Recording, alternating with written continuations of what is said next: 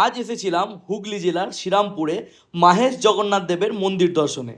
আর এই মন্দিরের পেছনে যে এত বড় একটা ইতিহাস লুকিয়ে আছে সেটা আমি আজ না এলে জানতেই পারতাম না। আর ইতিহাসটা জানার পর সত্যি বলতে নিজেকে খুব ভাগ্যবান মনে হচ্ছে। কেন জানো? শোনো তাহলে। প্রথমত, এখানকার রথযাত্রা সমগ্র পশ্চিমবাংলায় বিখ্যাত। বললে অবাক হবে, পুরীর জগন্নাথ মন্দিরের পরই এটি বিশ্বের দ্বিতীয় প্রাচীনতম রথযাত্রা উৎসব। এবছর 630 বছরে পদার্পণ করেছে।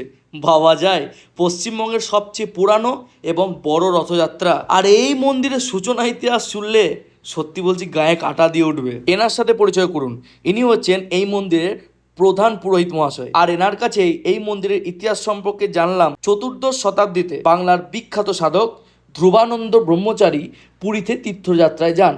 তার খুব ইচ্ছে যে তিনি নিজের হাতে রান্না করে জগন্নাথ দেবকে ভোগ নিবেদন করবেন। কিন্তু পুরীর মন্দিরের তৎকালীন নিয়ম অনুযায়ী বাইরের কারো রান্না করা ভোগ দেওয়া অনুমতি ছিল না।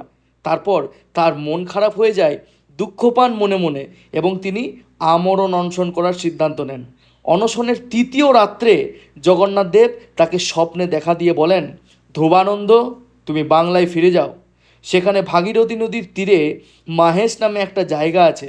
সেখানে আমি তোমাকে নিম কাঠের গুড়ি পাঠাবো, যাকে বলা হয় দারুবক্ষ। সেই কাঠ দিয়ে তুমি বলরাম, সুভদ্রা এবং আমার বিগ্রহ তৈরি করবে। আমি তোমার হাতের ভোগ খাওয়ার জন্য ব্যাকুল। ব্যাস, স্বপ্নে আদেশ পেয়ে ধ্রুবানন্দ ব্রহ্মচারী তুরন্ত মহেশে এসে সাধনা শুরু করেন। একদিন মুষলধারে বৃষ্টি হচ্ছিল, আর সেই রাতে ভাগীরথী নদীতে সত্যি একটা বিশাল নিম কাঠ ভেসে আসে। ধ্রুবানন্দ ব্রহ্মচারী সেই কাঠ উদ্ধার করে তা দিয়ে বলরাম, সুভদ্রা এবং জগন্নাথ দেবের বিগ্রহ তৈরি করেন এবং 1396 খ্রিস্টাব্দে একটা ছোট্ট কুটিরে মন্দির প্রতিষ্ঠা করেন। আর তার পরের বছরই অর্থাৎ 1397 খ্রিস্টাব্দে প্রথম রথযাত্রা অনুষ্ঠিত হয়। মানে বলতে পারো পশ্চিমবঙ্গে প্রথম রথযাত্রা অনুষ্ঠিত হয় 1397 খ্রিস্টাব্দে। এবার বলো, আমি এইসব বিষয়ে কিছুই জানতাম না যদি না আমি এই মন্দিরে আসতাম। তাহলে বলো, আমি তো ভাগ্যবান না? তবে এখানে পুজো দিতে হলে তোমাকে কিন্তু বাড়ি থেকে বা মন্দিরের আশেপাশে একটু দূরে কোনো দোকান থেকে পুজোর সামগ্রী কিনতে হবে। সত্যি বলতে আশেপাশের কোনো দোকানে ডালার কোনো সিস্টেম নেই যে যারা দূর থেকে আসবে তারা ডালা কিনবে আর মনের মতো করে মন্দিরে গিয়ে পুজো করবে। এত বছরের একটা পুরানো মন্দির, এটা আমি আশা করেছিলাম। যাই হোক, জগন্নাথ দেব সুগন্ধি খুব পছন্দ করেন, তাই মন্দিরের পুরোহিত মহাশয়কে দেখলাম জগন্নাথ দেবকে পুজোর সময় বড়মা সুগন্ধির কেশব অর্পণ করছেন। আরে বাপরে! আর এই সুগন্ধি বিষয়ে এক সন্ন্যাসী বাবার কাছ থেকে যা শুনলাম, তোমরাও শোনো। নীলাচল নিবাসায় নিত্যায় পরমাত্মনে বলভদ্র সুভদ্রাভ্যাং জগন্নাথায় তে নমঃ। আজ মহাপ্রভু জগন্নাথের গুপ্ত নীলাচল শ্রীপাঠ মাহেশে এসছি প্রভুর কৃপাতে। এসে এনাদের যে চন্দনের যে আতরটি আমি পেয়েছি, সত্যি বলতে গন্ধটি খুবই অনবদ্য।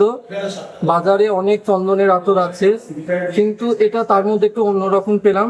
গন্ধটা খুব সুন্দর, অনেকক্ষণ থাকছে। আর এই গন্ধি, শাস্ত্রেতে যত কিছু বলা আছে, সুগন্ধিম পুষ্টিবর্ধনম, সুগন্ধি, ভক্ত সাধক, এই সুগন্ধি কি হয় না, ভক্তের সাথে ভগবানের মেলবন্ধন ঘটায়।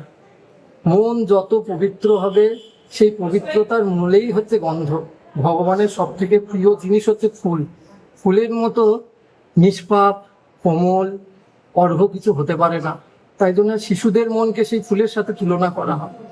আর সেই ফুলের নির্যাস থেকেই তৈরি হয় হচ্ছে গন্ধি বা এই আতরগুলি, যেটা ভক্তি মার্গে খুব সাধককে প্রশস্ত করে তার সাথে সংযোগ করা।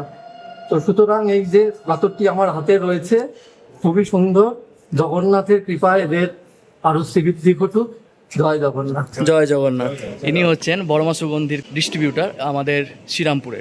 তো এনার কাছে জেনে নেব যে আপনি যে এখানে যত ছোট ছোট দোকানগুলোকে বা যত বড় দোকানই থাকুক না কেন, তাদেরকে যেই প্রোডাক্টগুলো দিচ্ছেন বড়মা সুগন্ধির, তো কী রকম কী মানে মানুষের কাছ থেকে কী প্রতিক্রিয়া পাচ্ছেন? খুব ভালো প্রতিক্রিয়া বলবো আমি। কেন, এটা একটা বিশাল আমাদের একটা ইচ্ছা ছিল যে আমার যে এরকম আতর বড়মা সুগন্ধি আসুক শ্রীরামপুরের বুকে। তো এই আতরটা সবাই পেয়ে খুব আনন্দিত এবং খুব মানে আনন্দের সহিত মানুষ সেল করছে এটা, দোকানদাররা। মানে মানুষ বলছে যে হ্যাঁ অনেকক্ষণ থাকছে সেন্ট বা অনেক ভালো এরকম। অবশ্যই অবশ্যই, এটা তো একদম 100% আমি পাচ্ছি এটা।